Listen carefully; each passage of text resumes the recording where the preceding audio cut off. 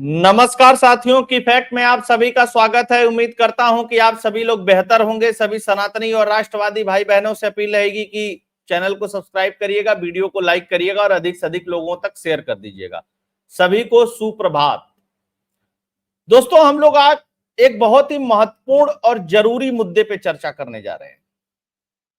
मुद्दा यह है कि भारत के बगल में बांग्लादेश है।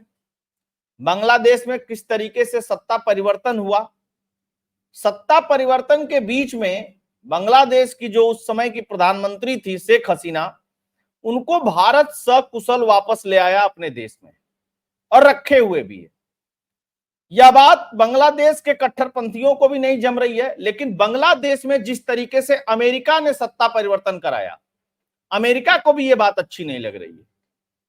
दूसरी तरफ कुछ दिन पहले ही पाकिस्तान में भी सत्ता परिवर्तन हुआ। पाकिस्तान में जो सत्ता परिवर्तन हुआ, वहां के जो प्रधानमंत्री थे इमरान खान, उन्होंने भी यही बात कही थी कि मेरा सत्ता परिवर्तन जो हुआ है उसमें अमेरिका का हाथ है, अमेरिका ने करवाया, और साफ साफ उन्होंने एक व्यक्ति का नाम भी लिया। ये सब चीजें चल रही हैं। हमारे ही देश के बगल में श्रीलंका में भी सत्ता परिवर्तन हुआ। किस तरीके से हुआ? लगभग जो बांग्लादेश वाली स्थिति थी वही स्थिति श्रीलंका में भी हुई। तो ये सब सारी चीजों से आप लोग अवगत है, इन सब सारी चीजों से आप लोग परिचित हैं। लेकिन अमेरिका भारत में भी सत्ता परिवर्तन चाहता है और तख्ता पलट की कोशिशों में लगा हुआ है। आज से नहीं लगा हुआ है। अच्छा, अमेरिका की एक बात और बताता चलो, अमेरिका को भारत में कोई सत्ता में आ जाए इससे नहीं मतलब है, मोदी सत्ता से हट जाए इससे मतलब है। क्योंकि अभी तक जो भारत की विदेश नीति रही है वो क्या थी कि भैया चाइना के साथ कितने देश हैं, या रूस के साथ कितने देश हैं, और अमेरिका के साथ कितने देश हैं। इन सब सारी चीजों के बीच में भारत जो था वो किसी के साथ नहीं रहता था। वो कहता था कि मैं भैया तटस्थ हूं, न तेरे साथ हूं न तेरे साथ हूं। लेकिन प्रधानमंत्री नरेंद्र मोदी के आने के बाद एक परिवर्तन आया। अभी भी भारत का स्टैंड वही है, लेकिन भारत ने कहा कि हम भारत के साथ हैं। प्रधानमंत्री नरेंद्र मोदी ने कहा कि हम अपने देश के साथ हैं। और उसकी बानगी कब देखने को मिली? जब रसिया यूक्रेन का युद्ध शुरू हुआ और अमेरिका और यूरोप ने जब सैंक्शन लादना शुरू किया रसिया के ऊपर, रूस के ऊपर, तब भारत ने रूस से सस्ता तेल खरीदना शुरू किया। हालांकि ये पूरे यूरोपियन हो चाहे अमेरिकन हो, कितने हिपोक्रेट है इस बात से समझिएगा। भारत जो तेल रसिया से खरीदता है, भारत में बड़ी बड़ी रिफाइनरी है और रिफाइंड होता है, और भारत से रिफाइंड ऑयल रूस वाले यूरोप वाले खरीदते हैं। तब इनकी हिपोक्रेसी खुल करके सामने आ जाती है। डायरेक्ट नहीं लेंगे, इनडायरेक्ट लेंगे, लेकिन भारत को ब्लेम करेंगे कि तुम काहे के लिए तेल खरीद रहे हो। और इस बात को भारत ने वैश्विक मंच पे बहुत मजबूती से कहा। यह जयशंकर साहब के उस समय के तमाम बयान है, आप जानते भी हैं और आप देख भी सकते हैं। अमेरिका को यही बात हजम नहीं हुई। अरे भैया, ये तो भारत है, ताकतवर हो जाएगा, कल को ताकतवर हो जाएगा, ये तो सुनेगा ही नहीं किसी की, मानेगा ही नहीं किसी की। हालांकि प्रधानमंत्री नरेंद्र मोदी ने बहुत साफ साफ विश्व पटल को एक संदेश दे दिया है कि भैया हमारे ताकतवर होने का मतलब हम किसी को सताएंगे नहीं, किसी का सत्ता परिवर्तन नहीं करेंगे। लगातार प्रधानमंत्री नरेंद्र मोदी बोल रहे हैं कि भारत का ताकतवर होना पूरे विश्व के लिए फायदेमंद होगा। हम न विस्तारवादी नीति वाले हैं, न हम कई युद्ध थोपते हैं, न हम कई युद्ध करते हैं, न हम इस तरीके की चीजों में लिप्त रहते हैं। अब अमेरिका की तो यह नीति है, चाइना की भी यह नीति है। तो चाइना की बौखलाहट तो समझ में आती है। अमेरिका क्यों बौखलाया हुआ है? अमेरिका इसलिए बौखलाया हुआ है, उसको लगता है कि अगर नरेंद्र मोदी रह गया इस देश में तो देश को इतना आगे लेकर के चला जाएगा तमाम तरीके की दुश्वारियों के बाद कि फिर भारत पीछे मुड़ करके नहीं देखेगा कभी। ये लोग पिछलग्गू बना करके रखना चाहते हैं। ये एक प्रॉब्लम है। चुनाव हुआ, चुनाव से पहले जाल सोरस हो, चाहे दुनिया भर की फंडिंग हो, और किस तरीके से भारत में विदेशी टूल किट ने काम किया, यूट्यूब चैनल बना करके चीजें, ये सब उसी के पार्ट हैं। जितने रवीश से लेकर के ध्रुव राठी जितने देखते हैं सब उसी के पार्ट है, और साफ साफ समझ में आता है। इस बीच राहुल गांधी की मुलाकात व्हाइट हाउस में होती है, ये बात भी खबर भी निकल करके आती है। राहुल गांधी विदेशों में जाकर के कहते हैं कि भारत में डेमोक्रेसी खत्म हो गई है, डेमोक्रेसी बचाइए, आप लोग साथ दीजिए। तो जाहिर सी बात है कि भारत की प्रमुख विपक्षी पार्टी जो है वो तो किसी न किसी के हाथ में खेल रही थी, इसमें कोई दो राय नहीं, इसमें कोई दो मत नहीं है कहने के लिए। अब बचा कौन? बचे सिर्फ प्रधानमंत्री नरेंद्र मोदी। इनको रास्ते से हटा दो, बाकी तो हम इन सबों को संभाल लेंगे, पहले भी हम संभालते रहे हैं। अच्छा, अब खेल समझिए क्या है। बांग्लादेश में सत्ता परिवर्तन हुआ, अमेरिका को लगा कि भारत मारे डर के शेख हसीना को अपने यहां पनाह नहीं देगा, दो एक दिन की बात है, निकल जाएंगी। पहले तो उसको लगा कि शेख हसीना का काम खत्म हो गया, लेकिन भारत की डिप्लोमेटिक ताकत थी। देखिए क्या होता है ना कि बहुत सारी चीजें हमको नहीं पता होती, बहुत सारी चीजें जो अखबार में लिखी जाती हैं, अखबार में दिखती हैं, वो उस तरीके की होती नहीं है, शेप उसका वो नहीं होता है। अब तक इसके पहले जब शेख हसीना के परिवार के 17 लोगों को मार दिया गया था, हालांकि शेख हसीना तब बाहर थी, बच गई थी इनकी बहन जिया, इनकी जो दूसरी बहन है जो अब ब्रिटेन में रहती हैं, इस बार भी यही प्लानिंग थी। आप सोचिए, शेख हसीना से कहा गया कि 45 मिनट के अंदर बांग्लादेश छोड़ दो अगर जिंदा रहना चाहती हो। और ये अचानक हो गया क्या कि किसी देश में तख्ता पलट हो रहा है और जहाज जा रहा है और वहां की सेना ला करके भारत में उनको छोड़ रही है और फिर यहाँ पे आ रही है। उसके बाद भारत के राष्ट्रीय सुरक्षा सलाहकार अजीत डोभाल मिल रहे हैं। उसके बाद दुनिया तमाम तरीके की बात। एस जयशंकर साहब का बयान आता है, विदेश मंत्री। शेख हसीना भारत में रहते हुए कहती हैं कि अमेरिका को एक द्वीप चाहिए था, वो द्वीप मैंने देने के लिए मना कर दिया, अगर मैं वो द्वीप दे देती तो मैं सत्ता में बनी रहती। अच्छा, बहुत सारे लोगों को, अच्छा यही टूल किट है। देखिए बहुत ध्यान से देखिएगा, जो टूल किट पूरे चुनाव तक प्रधानमंत्री नरेंद्र मोदी के खिलाफ काम कर रहा था, वही टूल किट बांग्लादेश में सत्ता परिवर्तन होने के बाद भी वही काम कर रहा है।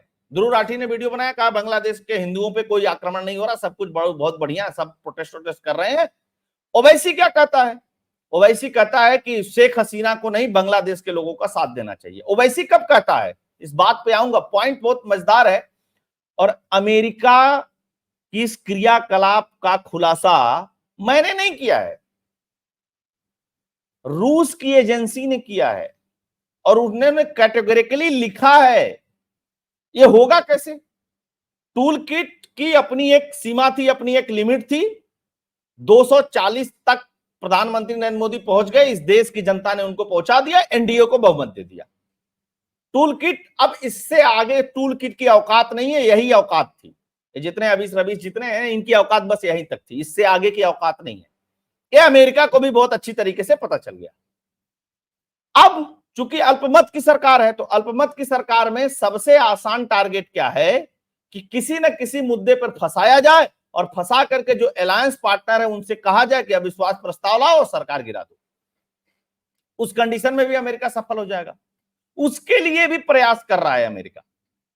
दूसरी बात, अभी आरक्षण को लेकर के एक मुद्दा आया, सुप्रीम कोर्ट ने एक अपना एक तरीके से सुप्रीम कोर्ट का वो एक आदेश कर लीजिए, ऑब्जर्वेशन कर लीजिए, चाहे जो भी अपने भाषा में कर लीजिए। था क्या? कोई कानून नहीं पास किया सुप्रीम कोर्ट ने। सुप्रीम कोर्ट ने सीधे सीधे कहा कि अगर SC ST जो रिजर्वेशन है उसमें अगर आप वर्गीकरण करना चाहती हैं राज्य सरकारें तो कर सकती हैं, पहले नहीं कर सकती थी। साथ के साथ एक टिप्पणी थी, ओरल टिप्पणी थी क्रीमी लेयर के ऊपर। लेकिन इस देश में क्या होता है, इस देश में तथाकथित लोग, दलित चिंतक लोग रोड पे उतर करके इसका विरोध करते हैं। बांग्लादेश में भी सुप्रीम कोर्ट का विरोध हुआ था, याद रखिएगा। मणिपुर में जो कुछ हुआ, मणिपुर के हाईकोर्ट के बाद हुआ, यह भी याद रखिएगा।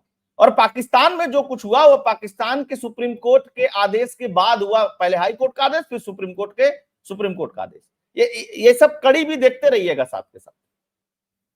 अच्छा, जबकि क्रीमी लेयर को लागू नहीं करने के लिए नरेंद्र मोदी की कैबिनेट ने पहले ही कह दिया था कि क्रीमी लेयर को अभी लागू नहीं करेंगे, इसमें कोई तथ्य नहीं है, बाकी राज्य सरकारों का विषय। लेकिन हुआ धरना प्रदर्शन। उधर टूल किट गैंग का ही राकेश टिकैत जो किसान आंदोलन करता है, देखिए बहुत सारी चीजें, CA पे, NRC पे, किसान आंदोलन, सब कुछ हो रहा था। नरेंद्र मोदी 2024 में ना आए, उसके लिए प्रयास पहले से जारी थे। टिकैत क्या कहता है कि 25 लाख लोगों को लेकर के अगर संसद भवन में घुस जाते तो नरेंद्र मोदी हट जाते। 25 लाख लोगों को टिकैत लेकर के घुस सकता है तो भारतीय जनता पार्टी और नरेंद्र मोदी के करोड़ों शुभचिंतक है वो टिकैत के घर पहुंच जाएंगे तो क्या होगा। बहुत गलतफहमी पाले हुए हैं इस देश में लोग। अब लोग कहेंगे कि कार्रवाई क्यों नहीं हो रही। यार हर चीज पे कार्रवाई थोड़ी ना होती है कि सब चीज पे कार्रवाई कर दो। हालांकि टिकैत की इस मंशा को लेकर के कांग्रेस के लीडर ने भी पहले कहा, सलमान खुर्शीद ने क्या कहा है, भारत में भी हो सकता है। और सलमान खुर्शीद बहुत बड़ा वाला सपोर्टर है जमात का। जमात इस्लामी है ना जो, उनकी भारत में भी ब्रांचेज हैं, शाखाएं हैं, बहुत बड़ा सपोर्टर है वो। ठीक, अच्छा ये एक फ्रेम देख लिया आपने। सब कोशिशें हो रही हैं, वो कोशिशों में कामयाब नहीं हो पा रहे हैं, वो एक अलग बात है। अब अमेरिका को सबसे बड़ा धक्का क्या लगा कि शेख हसीना को तो भारत ने रख लिया और अमेरिका के खिलाफ बयान आ गया। अब आप सोचिए कि भारत में एक तरीके से रिफ्यूजी की तरह है शेख हसीना, जान बचा करके भागी हुई, यही तो हकीकत है। बिना भारत के मर्जी के शेख हसीना कोई बयान दे अमेरिका के खिलाफ और वो बाहर निकल जाए। अमेरिका के खिलाफ बयान दे सकती हैं, लेकिन वो बयान बाहर आ जाए यह संभव नहीं है। यह अमेरिका को पता नहीं, अरे यार दादा तो हम हैं, हमने सत्ता परिवर्तन तो करा दिया लेकिन हम जो चाहते थे वो हुआ नहीं। ये तो शेख हसीना ने पूरे दुनिया के सामने हमारी पोल पट्टी खोल दी। अब ग्लोबल साउथ की बात प्रधानमंत्री नरेंद्र मोदी लगातार कहते हैं कि तुम ये अमीर वालों इधर निकल जाओ, हम तो इधर गरीब वाले देशों के साथ, हम इनके लीडर हैं। ये भी बात खटक रही है अमेरिका को, अरे भैया तुम लीडर कैसे, हम लीडर हैं, हम पूरे दुनिया के लीडर हैं, हम जहां चाहते हैं सत्ता परिवर्तन करा देते हैं, सीआईए को लगा करके, फिर दुनिया भर की चीजें। यही नहीं हुआ, इससे पहले भी एक घटनाक्रम हुआ, जो ट्रूडो वाला केस हुआ कनाडा में, आपने देखा कनाडा के साथ भारत के रिलेशन खराब हुए।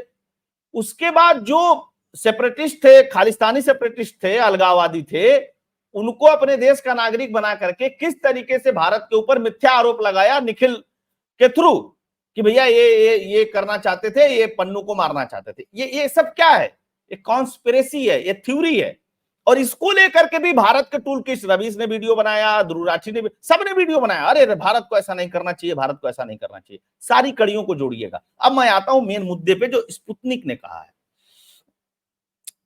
शेख हसीना को बचा लिया, ये सब सारी चीजें, तेल वेल, ये सब समझ में आ गया होगा आप लोगों को, ये सारा खेल, चुनाव के समय वाली बात भी आ गई। स्पुतनिक ने कहा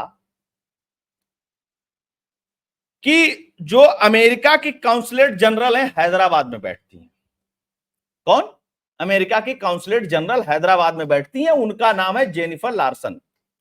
जेनिफर लार्सन ने पिछले 15 दिन के अंदर 2 बार मुलाकात की है चंद्रबाबू नायडू से। चंद्रबाबू नायडू से मुलाकात की, ठीक है, वो कल्चरल है, आईटी है, प्रमोट करेंगे, वो सब सारी चीजें तो आती ही आती हैं। लेकिन एक बात और कही है, वक्फ बोर्ड के ऊपर कहा है कि आप नरेंद्र मोदी का साथ मत दीजिए, पहली बात। इसके मुलाकात के बाद टीडीपी का अल्पसंख्यक मोर्चा ने विरोध किया है वक्फ बोर्ड के संशोधन का।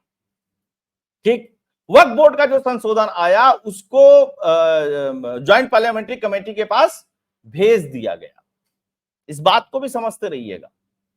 अब दोबारा जब मुलाकात हुई चंद्रबाबू नायडू से, तो उनसे कहा गया है कि अगर नरेंद्र मोदी सरकार फिर भी वक्फ बोर्ड को लेकर के आती है तो आप अविश्वास प्रस्ताव ला करके सरकार से समर्थन वापस ले लीजिए, गिरा दीजिए सरकार को।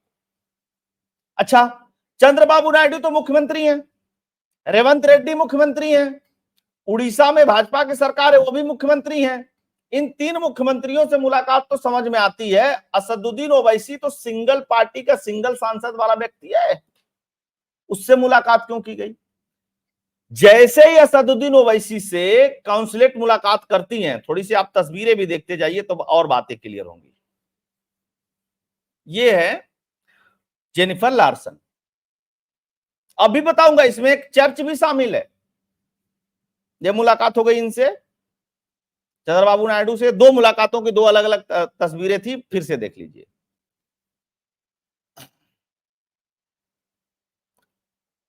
ठीक है, ये 2 अलग अलग टाइम की अलग अलग मुलाकातों की तस्वीरें हैं। अब ये वाला भी देख लीजिए, ओवैसी से भी मुलाकात हो रही है, रेवंत रेड्डी से भी मुलाकात हो रही है।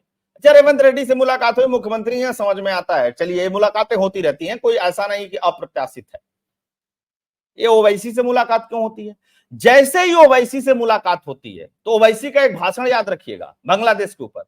ओवैसी कहता है कि भारत को शेख हसीना का साथ नहीं देना चाहिए, बांग्लादेश की जनता के साथ देना चाहिए, और भारत सरकार बांग्लादेश की जनता के साथ नहीं है। ये इसका बयान था, है ना। थोड़े बहुत चला लेकिन बहुत चर्चा नहीं हो पाई बहुत उस पर। अच्छा, दूसरी बात, ओवैसी का बयान बांग्लादेश में वायरल हुआ, बांग्लादेश में खूब चला। अच्छा, बांग्लादेश में एक और काम कर रहा है अमेरिका, क्या कर रहा है? बांग्लादेश के नागरिकों को, जो वही जमाते उमाते वाले हैं और जो बीएनपी वाले हैं, इनको मिला करके, और जो ये स्टूडेंट प्रोटेस्ट तथा कथित करवाया अमेरिका ने, इन सबको मिला करके एक काम कर रहा है, भारत के विरुद्ध प्रोपोगेंडा फैला रहा है कि बांग्लादेश की जनता भारत के विरुद्ध हो जाए। साथ के साथ वाशिंगटन पोस्ट में एक रिपोर्ट छपती है कि भारत जो है कभी भी सैन्य कार्रवाई कर सकता है बांग्लादेश के अंदर, ताकि बांग्लादेश के लोगों के मन में भारत के प्रति नफरत हो। अब बांग्लादेश को बनवाया है भारत ने, यह भी बात जान लीजिए। भारत ने अभी तक इस तरीके की कोशिश कभी नहीं की। हालांकि कुछ लोग बताते हैं कि 1948 या 50 के आसपास यहां पे एक अलग से हिंदुओं के लिए एक देश बनाने की बात चली थी, तब उस समय पूर्वी पाकिस्तान हुआ करता था संभवतः। हिंदू जो थे, जो आज बांग्लादेश है बना हुआ, उसके हिंदुओं के लिए एक अलग से बनाने की बात थी, फिर वो ठंडे बस्ते में चली गई, और उसके बाद कहा जाता है कि लियाकत का समझौता भी हुआ, नेहरू लियाकत समझौता भी हुआ। खैर, अब आते हैं मेन मुद्दे पे। मुलाकात हो गई जानने।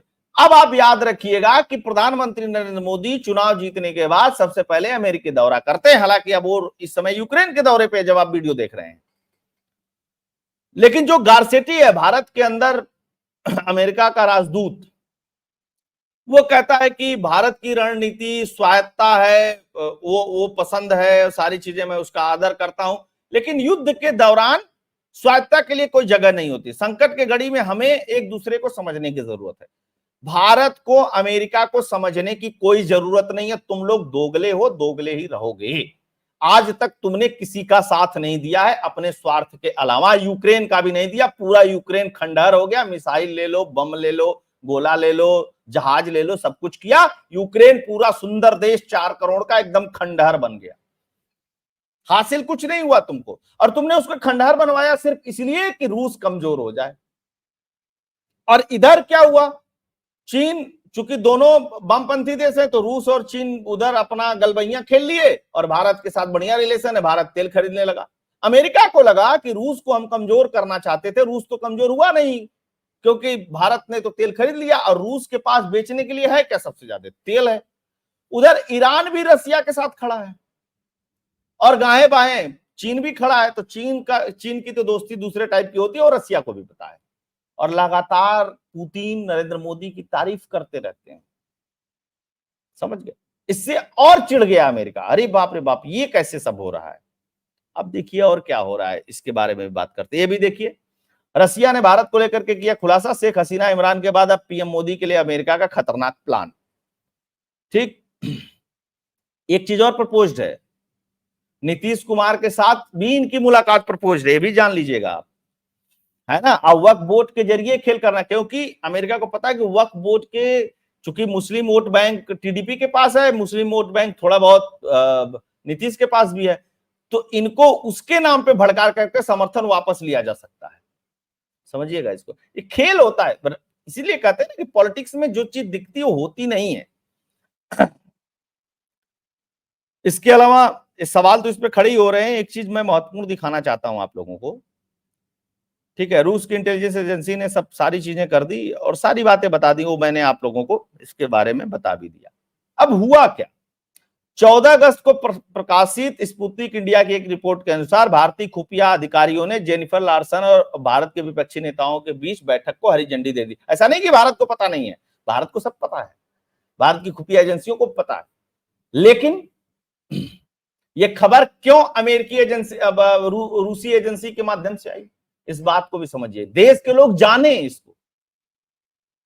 ऐसा नहीं कि कुछ कर पाएंगे, ये बहुत कुछ, ये भारत है, और दूसरा जो व्यक्ति प्रधानमंत्री है उसका नाम नरेंद्र मोदी है।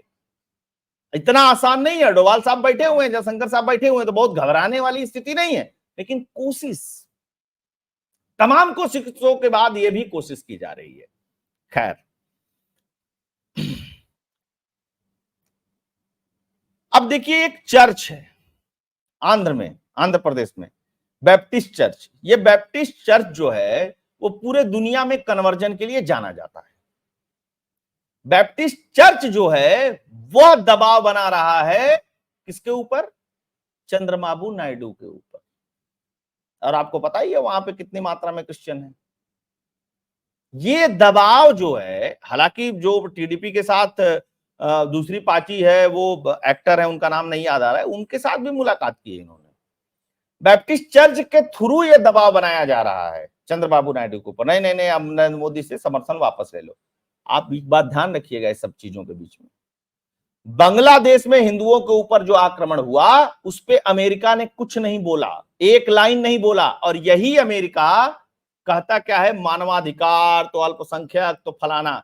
अमेरिका की नजर में पूरे एशिया में अल्पसंख्यक का मतलब होता है ईसाई और मुस्लिम।